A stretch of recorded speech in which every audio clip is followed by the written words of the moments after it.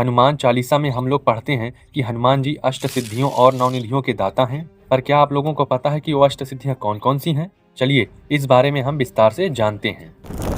पहली सिद्धि है अणिमा, अर्थात इस सिद्धि से आप अपने शरीर को अणु के समान अति सूक्ष्म कर सकते हैं। मतलब कि आप अपने शरीर का साइज बहुत छोटा कर सकते हैं। इसी सिद्धि का उपयोग करके हनुमान जी ने अशोक वाटिका में अति सूक्ष्म रूप धारण किया था।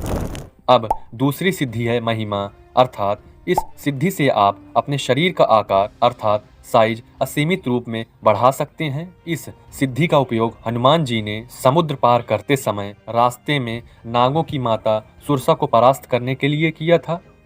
अब तीसरी सिद्धि है गरिमा, अर्थात इस सिद्धि से आप अपने शरीर का भार अत्यंत बढ़ा सकते हैं। इसी सिद्धि का उपयोग करके हनुमान जी ने महाभारत काल में महाबली भीम का घमंड तोड़ा था, जब उन्होंने अपनी पूंछ का भार इतना बढ़ा लिया था कि भीम जैसे महाबली भी उनकी पूंछ को हिला ना सके थे।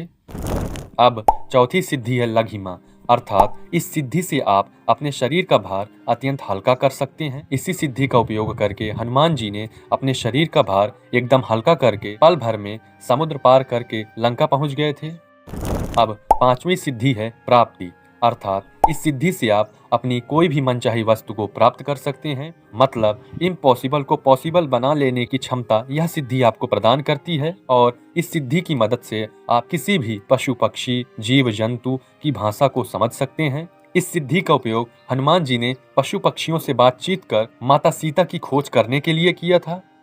अब छठी सिद्धि है प्रकाम्य, अर्थात इस सिद्धि से आप कहीं भी जा सकते हैं, किसी भी डायमेंशन में रह सकते हैं, चाहे जल हो थल हो वायु हो, कहीं भी आप रह सकते हैं। इसी सिद्धि का उपयोग करके हनुमान जी पाताल में गए थे।